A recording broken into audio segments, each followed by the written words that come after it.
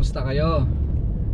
Sa video na ito ay pag-uusapan naman natin kung paano ba makapasok kay Transportify saka kay Lalamove. Actually, sa Lalamove is madali lang din, pati kay Transportify. So kailangan mo lang din i-download yung apps nila sa Play Store, yung Lalamove driver. I-search nyo lang po yun.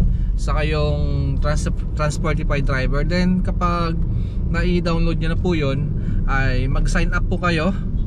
At andun na po yung mga listahan po ng mga requirements na kailangan nyo pong i-provide. So ang mga basic lang naman po ang mga kailangan po nating i-provide kay Lalamove sa kay Transportify. Yung ating ORCR ng sasakyan. Syempre kailangan yung sasakyan ay nakarehistro. So pangalawa is, kung hindi naman po under sa pangalan ninyo ang sasakyan, ay kailangan nyo po ng authorization letter coming from the owner na nakapangalan dun sa CR, sa Certificate of Registration ninyo. Then lagyan nyo rin po ng 3 specimen ng pirma. So yun, ORCR.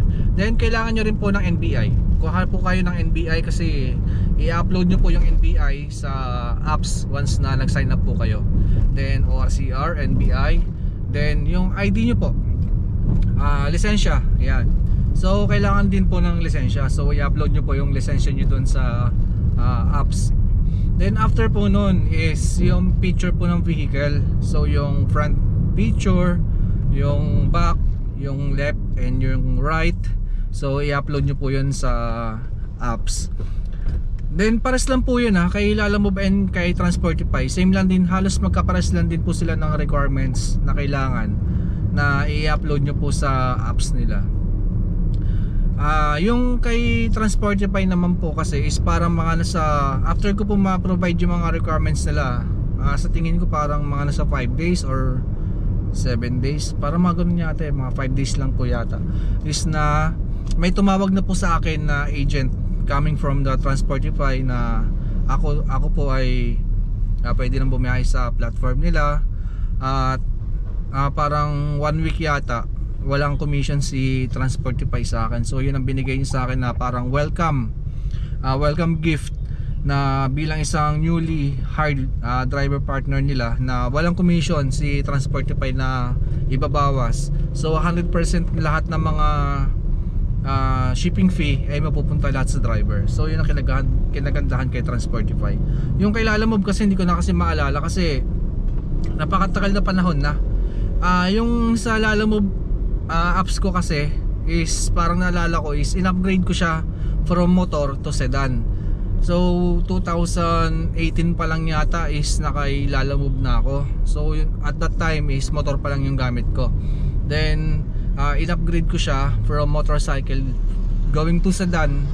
So nakalimutan ko na, parang hindi ko na alam kung anong yung perks na nakuha ko sa kanya. So parang wala naman ako nakuha kasi in-upgrade ko lang naman yung account ko. Hindi katulad kay Transportify na meron akong 1 week free, no commission na makukuha.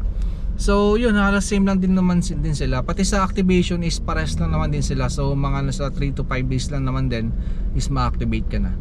Or kung hindi ka naman siguro sanay na mag-upload sa cellphone mo or sa apps nila, is kung kay Lalamove is pwede ka naman pumunta sa PITX 3rd floor. Makikita mo doon yung opisina ni Lalamove at pwede ka naman mag-walk-in doon. Basta dala-dala mo lang din yung mga requirements mo tulad ng mga ORCR, yung authorization letter mo kung di nakapangalan yung vehicle sa'yo, yung NBI clearance mo, then yung lisensya mo, then yung sa picture ng auto mo is sa cellphone naman din yun kumbaga dalhin mo lang din, picture mo lang yung front, yung back, yung left and right, then dalhin mo lang din sa office nila yun.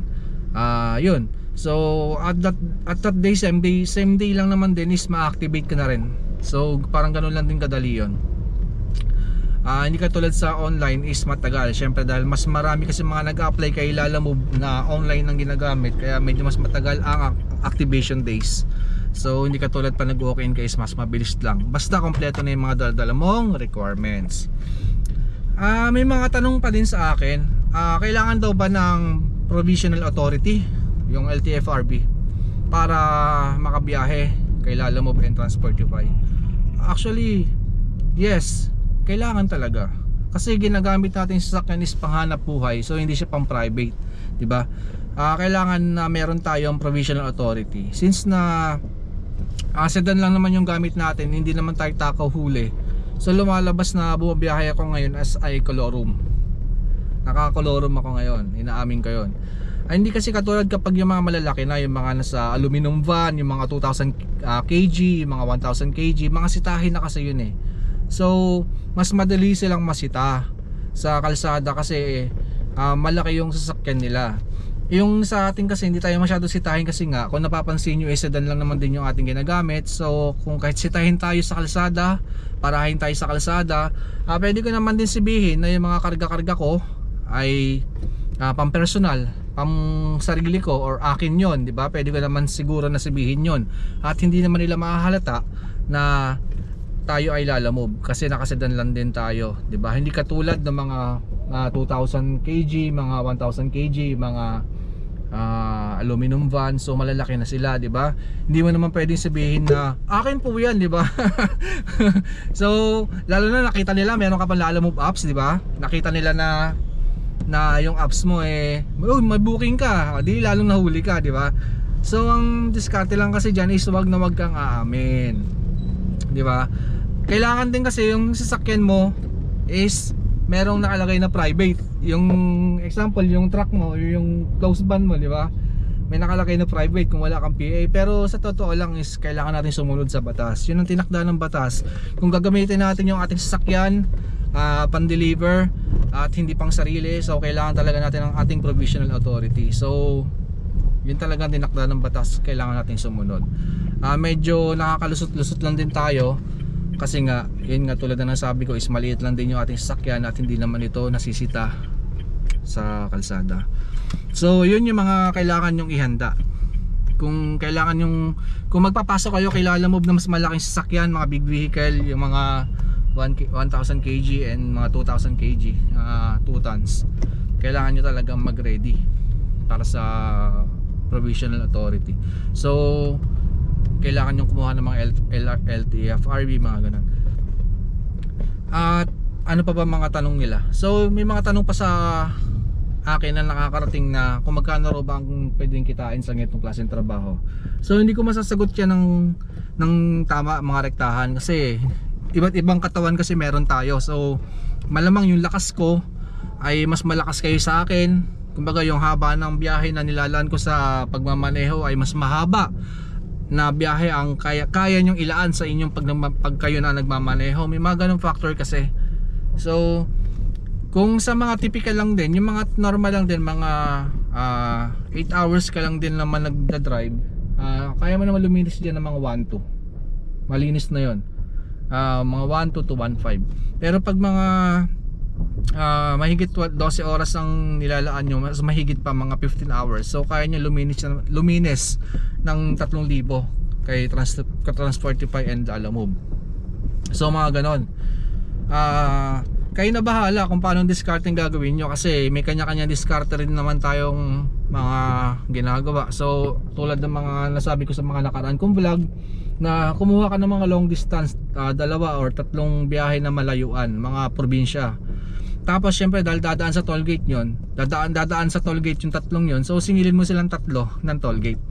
So example, pick up Metro Manila, pick up Binondo, tapos di-deliver mo sa Pampanga, Apalit, Yamayan, San Fernando, di ba? Mga dadaan ng mga expressway yan. So ang gawin mo sa 3 booking na nakuha mo is singilin mo yan ng expressway. So sa expressway pa lang mas bawing-bawi ka na. Isipin mo, di ba?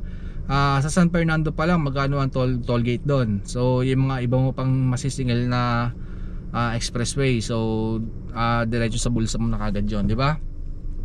Yun, yung mga kanya-kanya mga diskarte. So yung mga iba naman is ang mga diskarte naman nila, kung overweight yung pangarga, dahil din naman natin maiiwasan na minsan may mga customer tayo nagpapadala ng item na exceed sa weight limit or dimension limit ng pangarga, yung laki, ay singilin mo na rin ng extra na bayad. So hindi naman masama yun. Sabihin mo lang sa nila na ay malaki po yung item, lagpas po tayo sa tinakda nila Alamove na bigat or laki, magpapa-add na lang po ako. So minsan kailangan natin sa ganitong klaseng trabaho ay yung kapala ng muka. Hindi pwede yung ating mga muka ay maninipis. Kasi kapag sa ganitong klaseng trabaho manipis ang muka mo, wala kang kikitain, uwi ka ng luhaan, wala ka talagang income. So yun, yung mga diskarte na maraming pwede natin gawin araw-araw, di ba? At isa pa, so kailangan talaga, kung hindi makapal ang mukha mo, kung ayaw mo naman lumayo ng Metro Manila, gusto mo dito ka lang sa Maynila nag-iikot-ikot, hindi ka kikita kung single booking ka lang. So kailangan mo mag double booking or at least triple booking, dalawang regular or dagdagan mo ng isang pooling para maging tatlo. Dalawang regular booking, isang pooling. So, kasi kung ang gagawin mo lang is pick up deliver, pick up deliver, pick up deliver, wala yon. Example, pipick up mo sa Paranaque, di-deliver mo ngayon sa Novaliches, tapos pagdating mo ng Novaliches, pipick up ka isa, tapos dadalhin mo ulit naman ng Las Piñas. Sa gas pa lang, sinisigurado ko sa'yo, zero, wala kang kikitain. Halos lahat ng mga shipping fee na binayad sa'yo ng pasahero mo or ng kliyente mo ay mapupunta lahat yan sa konsumo ng pagkain mo or gas. Tapos yung income ay wala. Wala ka talagang kikitain. Yun ang ang masakit kay Lalamove. Kaya marami kayong nakikita sa mga post sa Facebook na yung mga yon ay umiiyak, mga walang kinikita. Pasensya na sa term ko. Dahil yung mga yon ay ang ginawa lang nila is minsan hindi nila sinasabayin yung booking nila hanggang sa dumating na lang sa punto na napansin nila na lugi na pala sila pagdating ng gabi. Ito lang kinita nila kasi yun lang din ang naibiyahe nila, di ba? Kaya hanggat maaari is kung kakayanin nyo mag triple booking, gawin nyo mag triple booking kayo. Kung hanggat maaari ay huwag kayong aalis na walang kasabay ang inyong delivery, gawin ninyo. So yun lang din ang mga mai-share ko sa inyo. So yung mga normal na tanong sa akin. Tapos may tanong pa sa akin kung ano raw ba mga year model na tinatanggap kay Transportify and kay Lalamove. Parang may nabasa kasi ako sa site nila na 2005 model pataas. Pero para safe tayo, gawin nyo na lang po at least 2010 year model ng vehicle ninyo. Mula sa taon na ito 2010 year model, pasok pa po yan kay Transportify and kay Lalamove. At kung ano raw ba mga kategorya ang pwedeng ipasok. So may nagtanong pa sa akin kung pwede raw bang ipasok kay Lalamove yung hybrid Ertiga. Yes. Mas maganda ngayon kasi alam bakit? Dahil hybrid yan, syempre unang-una sa lahat is makakatipid ka ng gasolina. Minsan kasi nakapag-drive na ako ng hybrid na sasakyan at masasabi ko talaga na totoo talaga, napakatipid talaga ng hybrid na sasakyan. Yun, napakatipid ng kanyang gas consumption. Kasi parang maalala ko yata kapag hybrid ang dala mo is, yung sa akin kasi Camry yung na-drive ko pag nasa 60 siya, 0 to 60 electric lang yung gagana. Then pag nag 61 pataas siya, saka lang gagana yung pinaka main engine niya. So ganun siya katipid, di ba? Nagcha-charge naman yung kanyang electric Cusa, hindi mo siya kailangan i-charge yung hybrid kasi nga kapag tumatakbo yung kotse using basta umiikot yung gulong niya is automatic nagcha-charge din yung kanyang battery. So ganun ang kinagandahan ni hybrid. Hindi mo na siya kailangan pang maghanap ng mga charging port kung saan-saan para lang ma-charge yung sasakyan mo. Pag tumatakbo yan, kusang nagcha-charge yan. So unang-una sa lahat is napakatipid talaga ng hybrid. Then yung hybrid Ertiga is may nagtanong sa akin noon. So mga nasa weight category niya is nasa 300 kg. So pasok siya sa 300 kg. Kasi itong kotse natin na sedan ay pang 200 kg category lang din to. So mas malaki ang fare ni hybrid Ertiga kung ikukumpara mo sa mga sedan na katulad ng ating minamaneho ngayon. Yon. At marami pa naman mga ibang tanong sa akin doon na ano pa ba mga tanong doon, kung okay daw ba na may kasama kang pahinante or siguro asawa mo ganon sa kotse, sa sedan, sa L300, sa 300 category, mga SUV ganon. Yes. Mas maigi nga na may kasama ka kapag ikaw ay nagde-deliver kasi hindi naman sa lahat ng pagkakataon ay hindi mo maiiwan tong kotse mo. Kasi example, ikaw ay nag-deliver or magpi-pick up sa BGC. Alam mo naman sa BGC, di ba, hindi mo pwedeng iwanan yung sasakyan mo kung saan-saan, lalo na wala talagang parkingan sa BGC kapag ikaw napadpad dyan.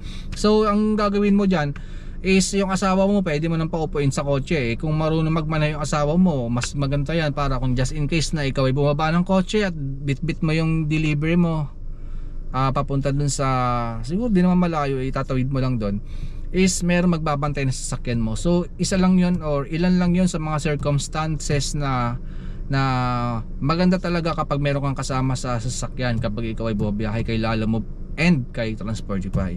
So yun. So yung mga ibang mga question nyo, isasagutin natin yan sa mga susunod pa nating upload na vlog.